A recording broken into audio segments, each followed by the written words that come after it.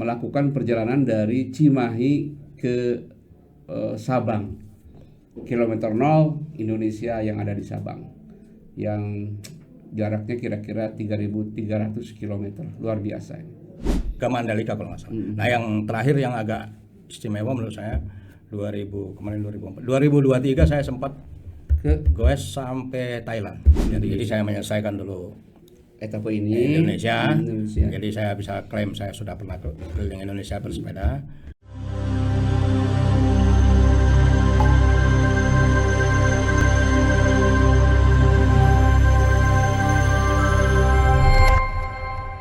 Assalamualaikum warahmatullahi wabarakatuh.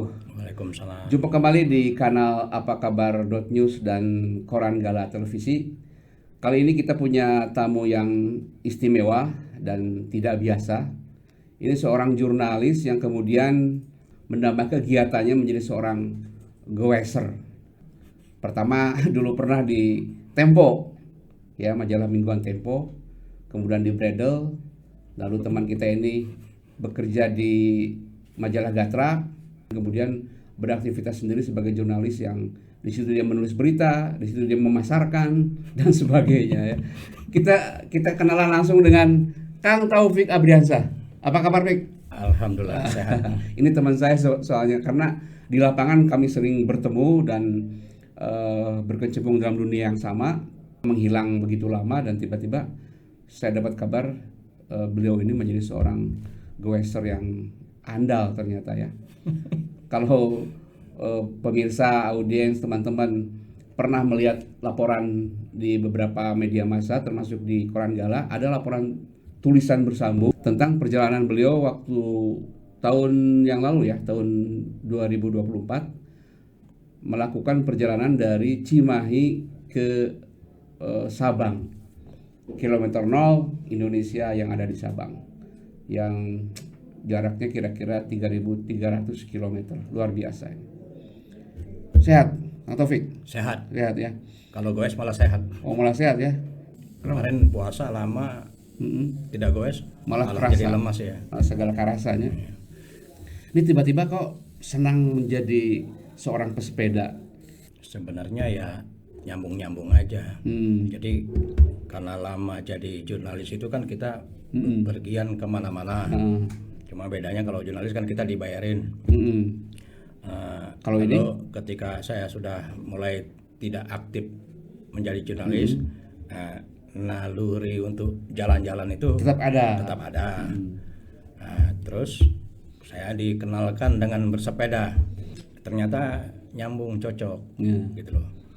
Ya, saya mulai main sepeda itu kira-kira 2018. Padahal sebelumnya saya bukan pesepeda gitu loh, pejalan kaki. Saya jalan kaki kuat. Saya pernah jalan kaki Bogor, Jakarta. Ketika dikenalkan ke sepeda, ternyata cocok karena itu. Ya saya senang karena itu olahraga yang bisa kita mainkan sendiri. Ya kalau ada partner syukur, tapi kalau misalnya harus waktunya sendiri, oke sendiri. Nah, kira-kira begitu. Pertama sekitar rumah. Saya tinggal di Cipageran, di Bandung Barat. Bandung Barat, ya, bukan Cimahi, maaf. Ya, Cipageran itu ada dua, yang di bagian Bandung Baratnya. Sekitar situ, jadi hampir seluruh pelosok sana tuh saya sudah hafal. Sudah dijelajahi. Ya, kemudian makin jauh Bandung, kemudian makin jauh Jawa, makin jauh lagi antar pulau. Sempat kemana aja antar pulau? Antar pulau saya sudah sampai, paling jauh saya sampai Mandalika. Tapi nggak mencoba sirkuit itu? Nggak boleh, nggak boleh, ya, sepeda. Kalau beda kelas. Ya, beda. Beda habitat. Nah, terus. Ya, terakhir kemarin tahun lalu saya sampai Sabang, kilometer 0. Ya, alhamdulillah, ya. Dalam waktu berapa hari? Kalau ke Sabang itu kira-kira 54 hari. 54 hari, ya. Apa sih kenikmatan yang dirasakan ketika bersepeda itu? Ini susah diungkapkan dengan kata-kata. Diungkapkan karena pasti frame tolak ukur kita berbeda-beda. Tapi menurut saya saya ada nilai-nilai spiritual yang saya tuh di bersepeda itu. Jadi di setiap perjalanan saya selalu pasang tagline itu mensyukuri nikmat Allah, merayakan Indonesia. Jadi mensyukuri nikmat Allah. Mensyukuri nikmat Allah, mungkin semua paham artinya. Jadi cara saya bersyukur terhadap nikmat yang Allah berikan kepada saya adalah dengan mengunjungi banyak tempat yang belum pernah saya kunjungi. Iya. Nah, merayakan Indonesia itu, raya itu artinya besar. Jadi inilah cara saya ikut bangga juga dengan Indonesia. Iya. Apa boleh bayangkan mungkin dari sini sampai Banten perbedaan tidak terlalu mencolok antara Bandung sampai Banten itu mungkin sedikit-sedikit aja. Kemana dia kan paling-paling begitu kan. Nah, tapi begitu masuk Bakauheni, Bandar Lampung sudah beda lagi. Terus ke Metro beda lagi. Kota Bumi Palembang apalagi. Terus Jambi, terus Padang, terus Medan, terus sampai di Aceh itu saya kalau mengenang itu aja saya bisa merinding. Saya bersepeda di cocok banget buat saya yang seneng apa? Jalan-jalan. Kalau dulu kan moto saya itu jalan-jalan sambil bekerja sambil jalan-jalan. Ini mirip-mirip juga akhirnya, walaupun dia akhirnya tidak terlalu bekerja juga, lebih ke kepuasan pribadi. Tapi ya hampir setelah itu saya bisa klaim seluruh Jawa sudah saya datangin. Terus Madura, saya pernah goes keliling Pulau Madura itu, Pulau Bali. Saya sudah pernah keliling Pulau Bali itu. Ya kenikmatannya lain. Iya. Apalagi di Bali ya. Di Bali itu kan lain banget ya. Orangnya lain, kebudayaannya lain. Cari masjid susah, cari makan hati-hati. Nah itu asik. Saya sih pengen menyelesaikan sebagai wartawan dari 38 provinsi. Saya sudah kira-kira 35 tempat yang pernah saya datangin. 35 provinsi. Berarti tinggal tiga lagi lah. Gorontalo sama Ternate yang belum pernah saya datang. Nah, yang saya pengen sekali itu ke Ternate. Kapan-kapan mungkin. Dulu saya pernah ada kerjaan di Papua yang membuat saya bolak-balik ke Papua gitu. Iya. Papua menurut saya tidak terlalu istimewa buat saya. Jadi tantangan buat saya itu sekarang adalah saya sudah sampai di titik Indonesia bagian barat. Saya ingin ke titik Indonesia bagian timur. Saya ingin ke titik Indonesia bagian selatan. Saya ingin ke titik Indonesia bagian utara. Jadi 4 titik, 4 angin itu pengen saya datangin dengan bersepeda ya. Sejak 2018 pertama sih dekat-dekat aja, Bandung Bogor, Bandung Pangandaran. 2019 saya keliling Jawa Tengah. Terus 2020 saya nggak apalagi kemana lagi, ke Mandalika kalau nggak salah. Nah yang terakhir yang agak istimewa menurut saya 2023 saya sempat goes sampai Thailand. Dari sini Singapura, Malaysia, Thailand, terus balik lagi lewat bersepeda lagi. Jadi nyebrangnya di Batam kan? Nyebrangnya di Batam, ya terus naik Batam, terus naik ferry ke Singapura. Nah turun di Singapura kita goes. Itu juga merayakan Indonesia juga karena saya membawa bendera merah putih di belakang. Dan kebiasaan saya adalah selalu mengenalkan Indonesia kepada siapapun, pertama kepada anak-anak. Jadi saya tuh punya pola yang paling tidak jam duhur saya pasti di masjid. Nah, yang istimewa di beberapa tempat daerah yang saya jarang temui di sini adalah ketika duhur itu banyak anak-anak, itu terutama di Aceh gitu kan. Jadi jam-jam sholat itu mereka ada, bahkan mereka berebut untuk azan. Nah itu sesuatu yang agak keren, menurut saya agak keren kalau di tempat lain. Nah tapi sebaliknya, makanya tadi saya banyak sekali kalau di sini nanti ada banyak sekali masjid yang dikunci. Pada tahun 2024 tahun yang lalu kan melakukan perjalanan ke Sabang ya. Itu bulan saya start bulan Juli akhir, finish September kan. Ketika memutuskan untuk melakukan perjalanan jauh seperti itu 3.300 km, apa reaksi keluarga? Saya tuh keluarga terutama itu menurut saya mungkin tidak sangat mendukung tapi mendukung. Jadi istilah saya itu kira-kira begini, kita udah segede ini udah rasanya udah sulit dilarang ya. Bapak kalau punya hobi juga sulit kan dilarang oleh keluarga kan. Nah sebaiknya doakan saja supaya selamat lancar, daripada dibautin malah gagal kan. Saya tetap pergi juga. Iya benar. Ya kan, memberi pengertiannya kira-kira begitu. Iya, iya, iya. Saya kan nulis itu setiap hari itu saya membuat laporan. Dan di handphone itu kan, kebayang kan umur kita sudah 50-an begini pasti salah-salah ketik. Ya. Tulisan saya itu saya kirim ke istri saya. Jadi dia yang edit. mengedit. Oleh dia dikirim kemana-mana. Kemana-mana ke media. Ya. Kalau anak saya ya pasti ya mendukung, mendoakan lagi. Jadi ketika saya berangkat itu saya dibekali amplop lah. Kira-kira gitu. Waktu itu gimana tentang persiapan logistik ketika itu? Logistik menurut saya itu salah satu kunci sukses. Setiap touring itu persiapannya baik ya. Ya. Saya kebetulan bukan petouring yang asalan. Mungkin ada banyak tipe. Ya. Nah, saya agak profesional dikit lah. Saya mungkin belum sekelas Bule ya, yang punya persiapan jauh lebih bagus. Ya paling tidak saya berusaha untuk tidak merepotkan orang. Jadi direncanakan benar gitu. Direncanakan persiapan benar. Jadi benar-benar misalnya perjalanan ini 2 bulan, saya harus punya bekal berapa. Nah kan gini ya, membawa perlengkapan untuk touring sejauh itu, ya, apalagi bersepeda, kan tentu berbeda dengan ketika kita membawa perlengkapan naik mobil. Gampang naik mobil, masukin aja berapa koper segala macam. Ini kalau naik sepeda kan pasti terbatas, ya kan? Apa saja nih yang pokok dibawa pada perjalanan jauh ini? Semua penting sebenarnya. Itu ada kira-kira 9-10 kategori. Kalau satu kategori aja 7-8 item, itu paling tidak ada 80 item yang saya bawa. Nah, saya bilang 20 item tadi, misalnya kategori 1 gadget. Di sini aja saya ada daftarnya. Yang harus saya bawa tuh handphone, casannya, memory card. Ini dari kategori ini aja sudah 5, 6 atau 7 lah. Iya. Nah, nanti ada lagi kategori obat. Obat tuh paling tidak 12 macam saya bawa. Waduh, awas aja tuh. Yang sudah pasti obat panas, obat mencret, obat batuk, ada balsem, ada hot cream. Sebisa mungkin ketika dalam perjalanan itu kalau sampai ada apa-apa kita bisa survive. Iya. Dan perlengkapan saya itu bisa hidup kira-kira 2 harian tanpa ketemu orang. Di dalam penir itu ada kompor, ada panci, ada mie goreng 1, mie kuah 1. Jadi itu anunya. Piring mah pasti, sendok pasti lah. Itu gitu. Ya kalau ditimbang itu kira-kira 20-25 kilo bawaannya. Kalau misalnya petouring yang jauh lebih bonafit, dia mungkin nggak perlu bawa ini. Karena kalau dia mau ngopi dia datang ke kafe, dia ke hotel gitu.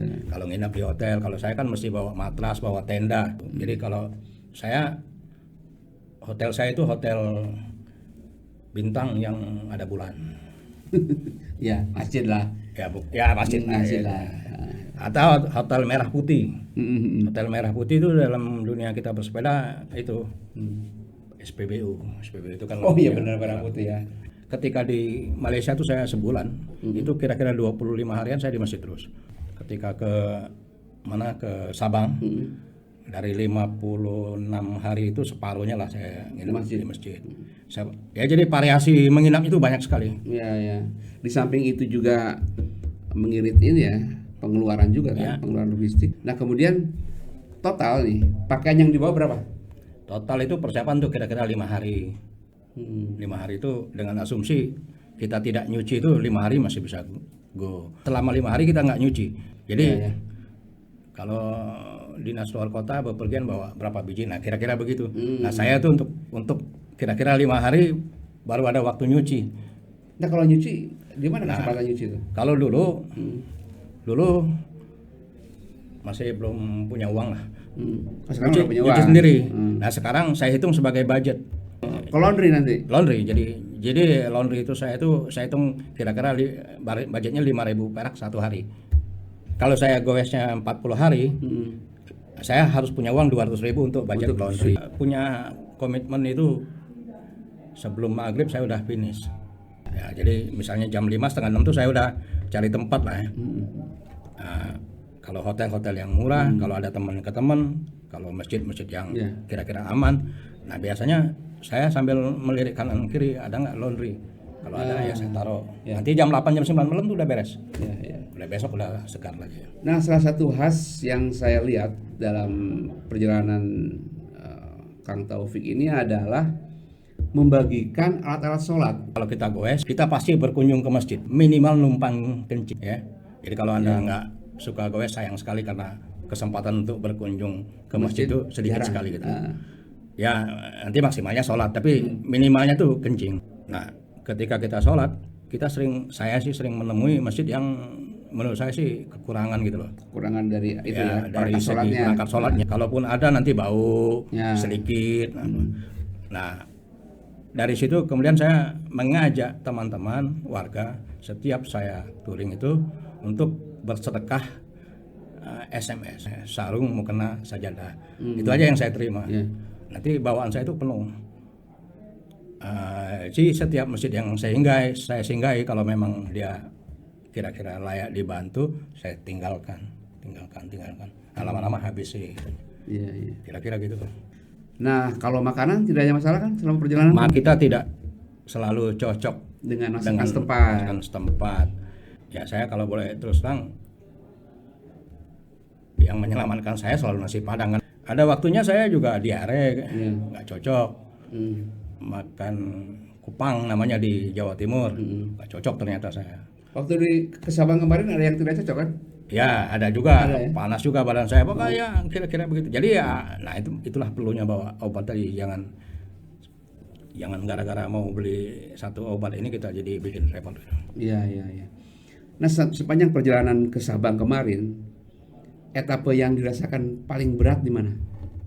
Menurut saya di Aceh. Di Aceh. Kenapa tuh? Karena kontur jalannya itu berbukit-bukit. Jadi kelok-kelok atau gimana? Kalau secara umum kan Sumatera itu kalau Lampung dia Bakauheni sampai Bandar Lampungnya itu memang nanjak terus. Nanti dari situ dia datar turun nah, terus. Nah, ya enak lah. Tapi ketika di Aceh itu saya ada 4-5 kali saya dorong. Saking nggak kuatnya. Kalau dibayangin di sini tanjakannya udah kayak puncak, kayak Tangkuban Perahu lah kalau di sini. Hampir saja misalnya membahayakan jiwa ketika perjalanan kemarin ke Sabang. Ada sempat. Jadi itu masih dekat, masih di Karawang. Saya di pinggir. Mungkin ya di truknya juga nggak ngelihat saya, dia tiba-tiba belok. Ya saya kepepet. Betul hampir masuk selokan betul saya. Nah, itu saya bayangkan kalau masuk ini kan berantakan, sepeda rusak, ini gagal ini touring. Pertama saya cerita alat komunikasi. Handphone saya itu ngehang, entah gimana ceritanya saya nggak paham juga ya. Dia cuma bisa pakai wifi, jadi kartu ini tidak berfungsi kalau kartu SIM cardnya tidak berfungsi. Jadi saya kalau siang tuh kesulitan komunikasi ya. Kalau menentukan arah bingung, kalau nanya akhirnya saya yang mau tanya. Jadi kalau malam saya cari penginapan yang ada wifi-nya, akhirnya baru berkomunikasi. Ada kira-kira seminggu. Nah itu yang tadi saya bilang anak saya mendukung tadi. Itu saya dikirim uang oleh anak saya, suruh beli HP-nya harus yang bagus di toko yang bagus. Masa sih jalan ribuan nggak ada masalah kan? Ribuan kilo itu kan kita mungkin maklum lah ya kalau ada masalah. Nah saya doa saya cuma sana, kalau dia ada masalah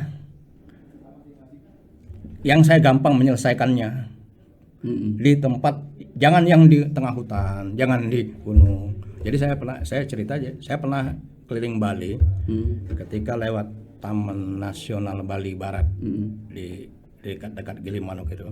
Itu sore menjelang maghrib itu gelap. Kiri kanan tuh pohon yang nyambung itu loh. Kiri kanannya monyet. Terus bukan 1-2, besar-besar banyak lagi. Kan itu gentar juga kan. Nah, saya selalu begitu. Jadi ya Allah kalau mau ada insiden jangan sekarang.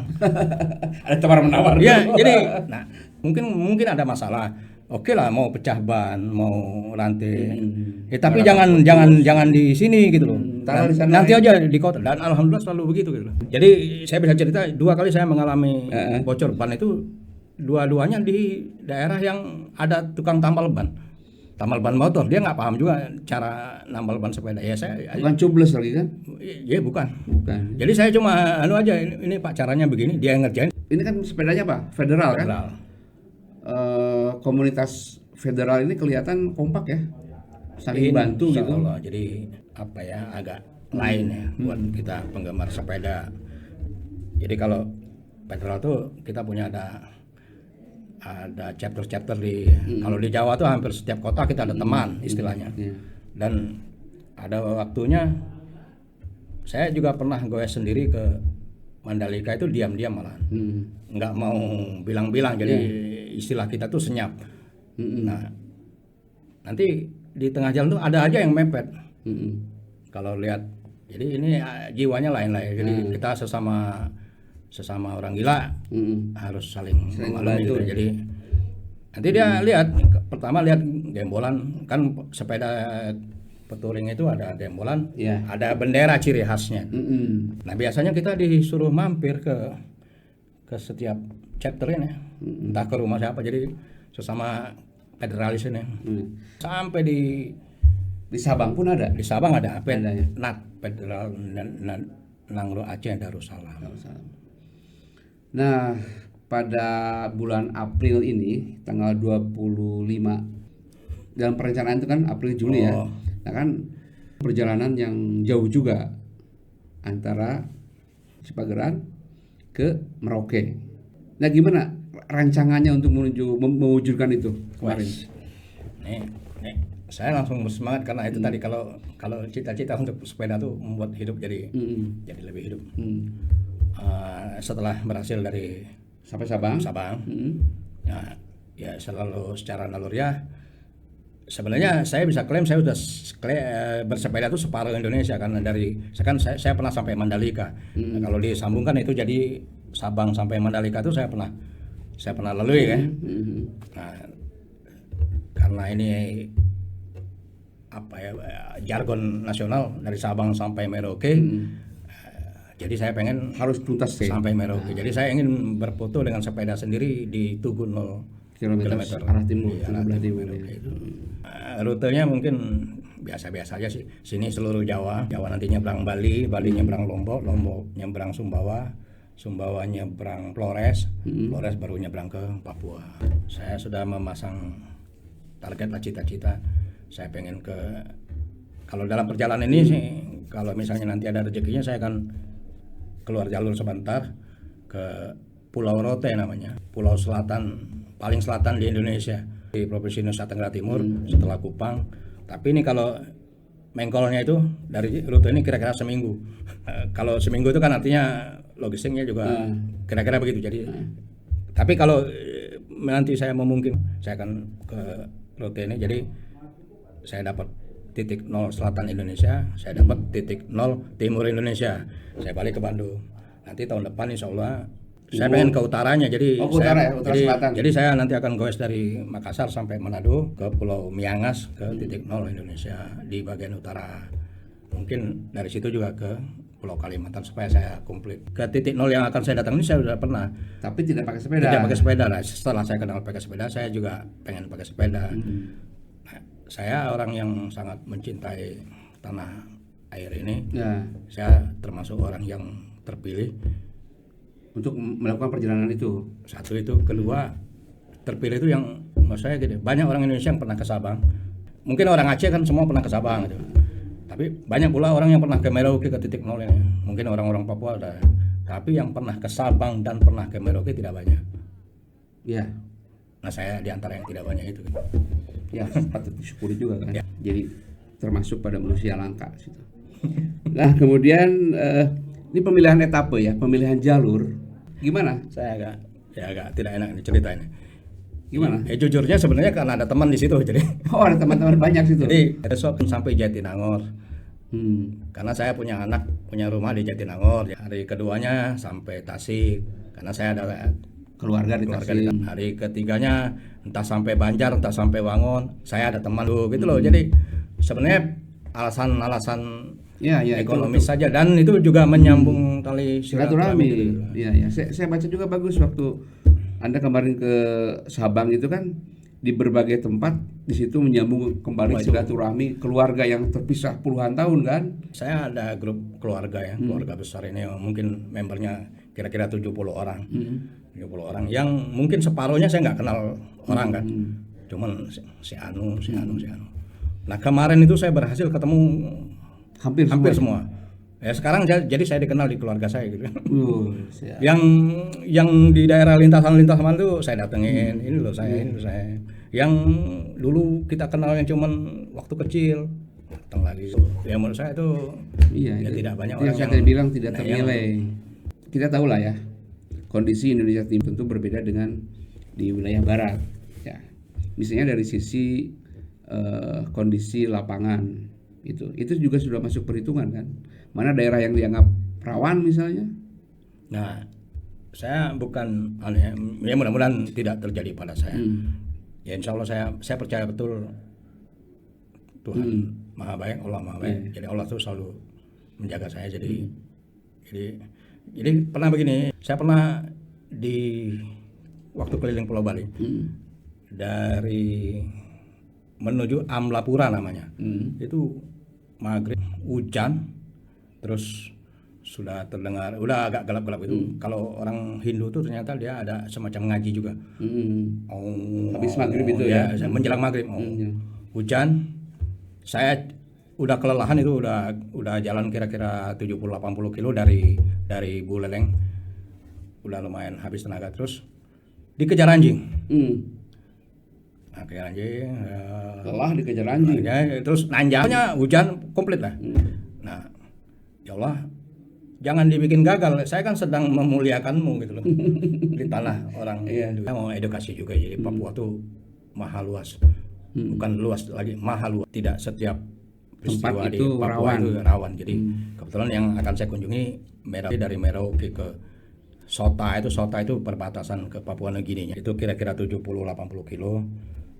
Yang dalam ingatan saya itu daerah transmigrasi, datar, gambut yang kemudian menjadi pemukiman.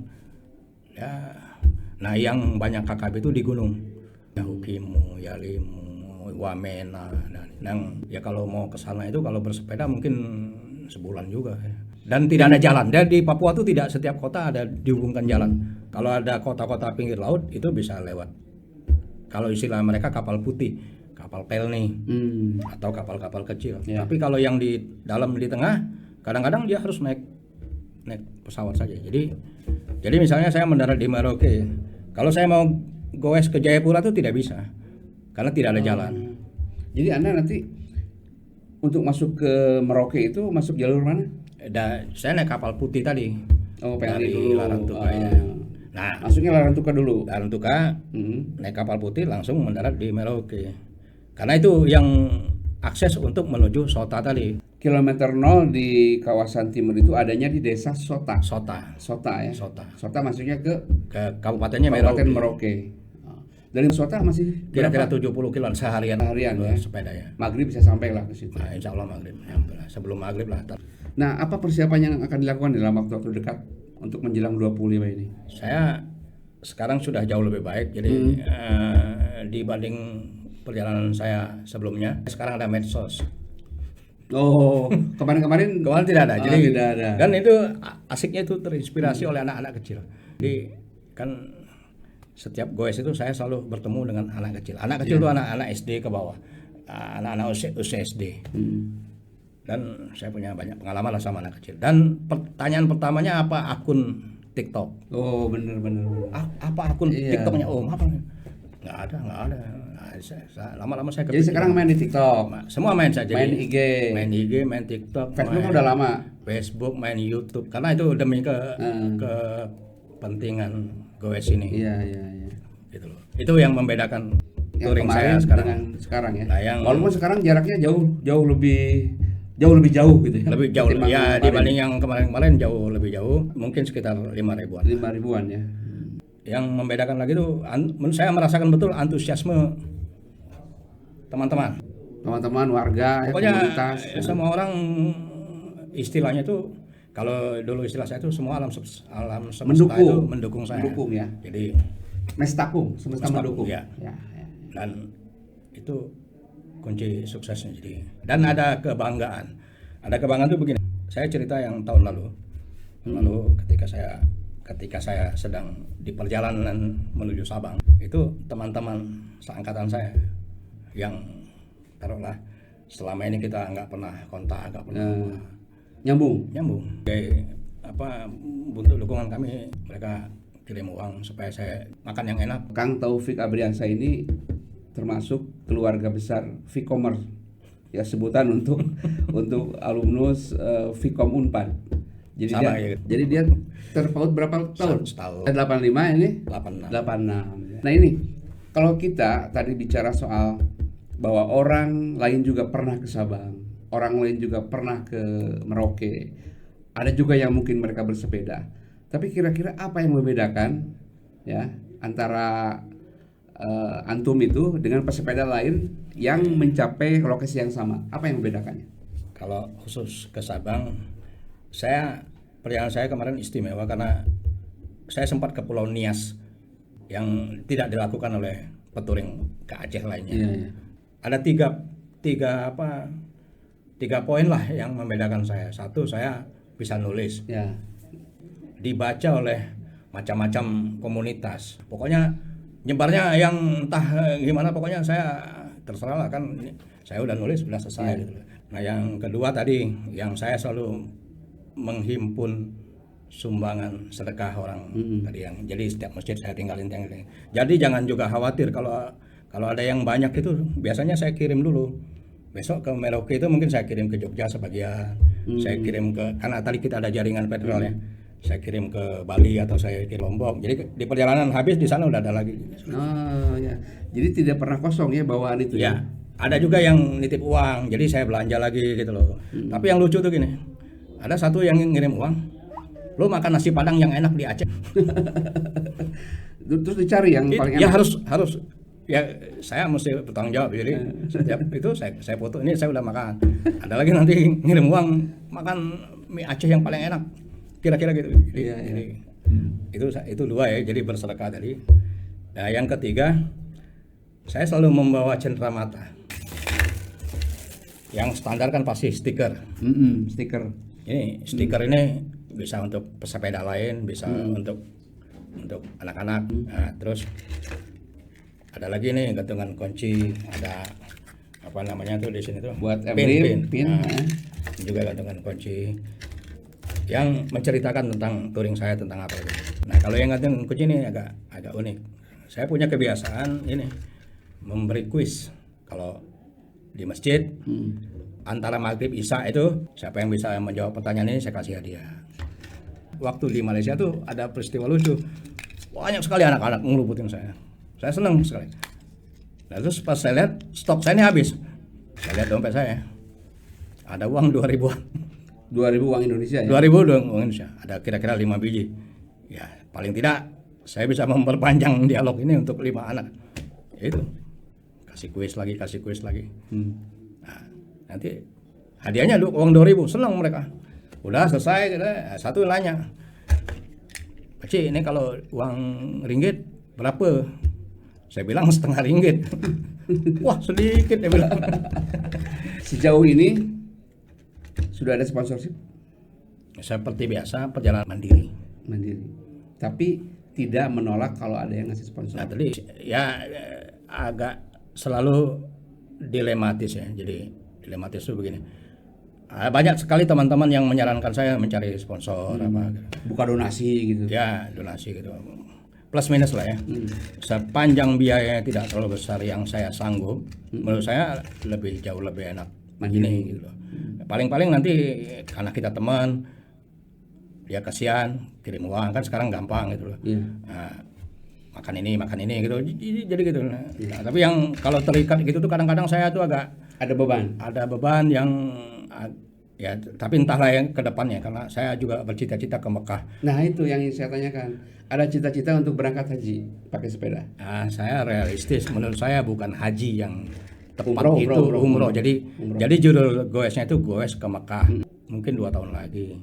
Ya mungkin paling cepat juga tahun depan. Jadi saya menyelesaikan dulu etapa ini Indonesia. Jadi saya bisa klaim saya sudah pernah keliling Indonesia bersepeda.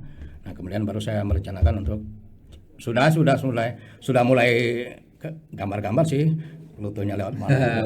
udah lihat dan perlu biaya yang tidak sedikit. Nah, di situ mungkin saya harus secara serius mencari sponsor. Kalau nggak salah dulu kita pernah umroh bareng ya. Kalau nggak Alhamdulillah. salah ya. itu mah Tahun berapa kita? Itu rezeki yang Iya, itu rezeki yang Tidak datang disangka-sangka ya. dari Kita nggak pernah nabung buat umroh, tiba-tiba ada yang ngasih berangkat umroh, ya alhamdulillah. dan kita bisa barengan itu kan. Bisa barengan luar biasa ya. Ya siapa tahu nanti bisa goes bareng juga di sana. Waduh, kalau gue agak susah. Atau nanti kita ketemu di sana. Ya, saya mohon doa juga, jadi saya pengen keliling Afrika sebenarnya. Waduh, hebatnya mudah-mudahan kan bukan sesuatu yang tidak mungkin. Kalau dalam usia saya sekarang itu tidak ada yang tidak mungkin. Yang kira-kira realistis lah. Saya pengen punya rumah, saya punya rumah. Saya pengen punya mobil, saya punya mobil. Jadi, motor punya kan? Motor punya, sepeda punya. Ya, kira-kira yang itu insya Allah. Nah, itu. Ya, ini sebuah obrolan yang mengasihkan. Ini sesuatu yang patut diapresiasi, dan tadi juga dikatakan tidak semua orang bisa melakukannya dengan cara dia, gitu kan? Tadi ada 3 perbedaan yang membedakannya dengan para pegawai yang lain. Mudah-mudahan ini menjadi inspirasi yang lain. Yang tadi saya catat dan saya kira ini di kepala saya membekas. Bagaimana Bung Taufik ini melakukan cara bersyukur dengan cara bersepeda. Jadi dia mensyukuri kenikmatan itu dengan cara bersepeda. Baik dia kenikmatan sebagai hamba Allah ataupun kenikmatan sebagai warga Indonesia gitu ya. Itu cara dia mencintai Indonesia. Jadi banyak hal yang bisa dilakukan. Dan tadi juga dikatakan bahwa goesnya ini adalah goes mandiri, tidak ada sponsor, tapi bukan berarti bahwa teman kita ini menolak untuk diberikan donasi ya. Bagi teman-teman yang akan memberikan donasi atau apapun, bisa langsung menghubungi beliau lewat medsosnya atau lewat nomor WA-nya.